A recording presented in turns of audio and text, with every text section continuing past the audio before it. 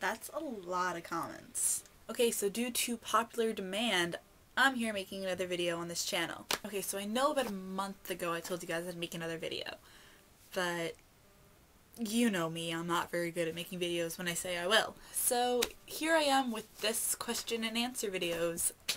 So searching through the comments of my last video, some of the videos on my normal page, and through my emails, and found some pretty frequently asked questions. So those are the ones I'm going to be answering. So here's some questions and answers. How much free time will we have? Well, that normally varies day to day, depending on what you're doing that day, where you are that day, and how much stuff you actually have to do within that one day. The longest I've ever had free time was like 2 hours, and the shortest was like 7 minutes. So it all depends on if you get to your destination early, or if you're late, or if you just don't have time in that day. Second question! Do you have any fundraising ideas? As most of you probably know already, I personally did not fundraise for my trip, but I met a couple people along the way who did. The best way that I could think of fundraising is to do what another girl that I met did. She sent out letters to practically every single person she's ever met in her entire life, and sent letters out to her parents' coworkers, to her friends' friends, like everybody, asking for donations and help with the trip. She ended up, with the help of other people and like her church and stuff, paying off her entire bill. So she paid for her entire trip and then also had like $500 to spend while actually on her trip.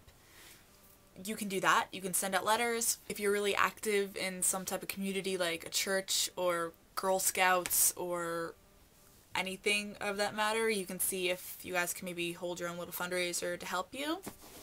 Ask for money on your birthday instead of like presents.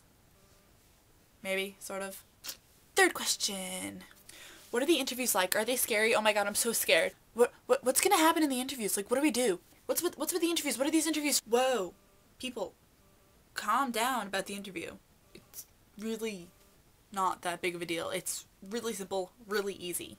The interview is part of the application process. So before you can even plan your trip and start going to the meetings, you have to go through an interview and hand in your application and stuff. The interview pretty much is just a chance for them to get to know you and to see if they think that you'll be good to be a student ambassador.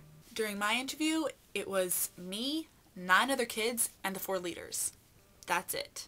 You pretty much sit in a circle. They just ask questions and you can openly answer. You can just contribute to a conversation. That's pretty much what it was. It was a conversation. So it was really easy. It's really simple. Don't freak out.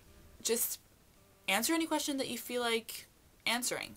You don't have to answer every single question. You don't have to have like the most brilliant answer. Just be yourself, be open, and be willing to talk. Okay, now this is a question I've actually never gotten before, but it's actually really important, so I'm really glad that this girl asked. Okay, so here was the question. What's the policy on drinking? If you're in a country where drinking is legal for your age, are you allowed to? The answer to that is no. When you're on a student ambassador trip, you are a student ambassador, meaning that you are representing America. So you cannot do anything illegal. You cannot drink, smoke, run off with random people. You can't do anything like that. You are expected to follow the same rules and laws that you would as if you were in America. That means that when you're on your trip, the drinking age is still 21, even if you are 16 years old in a country where you can drink at 16. You can't do it. If you are caught drinking, doing drugs, or doing anything that you shouldn't be, you could possibly be sent home. Big no-no. It's completely not worth getting sent home. Okay, next question. You may want to go grab your parents for this one, because I get this question from parents a lot. Did you feel safe during the entire trip? Yeah, actually. There was never a moment when I was on my trip that I felt unsafe. You are always watched, you're always with a group. Like, it's actually like a legit rule. You have to be in a group of 3. It can't just be 2 of you. It has to be a group of 3. You were always with somebody else. You were never by yourself. You were never put in a situation or brought to an area that could be dangerous. So you're never actually unsafe at all. I never felt unsafe. I know that from all my friends that I've talked to, none of them ever felt unsafe.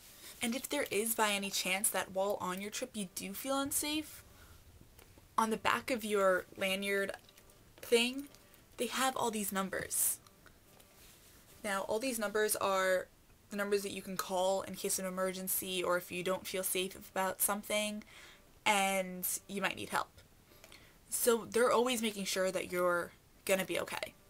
But what about your homestay? Did you feel safe during your homestay? Yeah, I mean, the people on homestay aren't like random people they pick off the street and say, oh hey, you want an American person staying in your house for 3 days? No, it's nothing like that. The families that you're staying with for the homestay go through pretty much the exact same application and meetings that we do before our trip.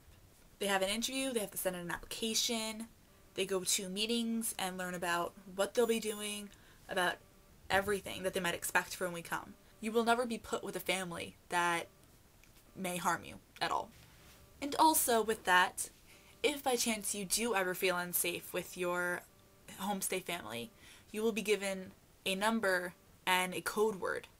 So you'll be giving a number that belongs to one of your leaders, and you will call them and be like, oh hey, like just talk a little bit and then say the code word. For my group, the code word was happy birthday. So say I was feeling unsafe or something, I'd call them and be like, oh hey Mr. and Mrs. blah blah blah, happy birthday. And they would know to come to the house that I was staying at and just check things out to see if it was okay or not. So you're completely safe during this trip. So those were the questions that I get the most. Now, if you guys have any more questions, leave them in the comments. I'll probably do a couple more of these. So if you haven't yet, subscribed for more people-to-people stuff. And when you're at your meetings and stuff, tell everybody that's in your delegation and group to come check these videos out, because if they helped you, they'll probably help them too. Alright, bye guys.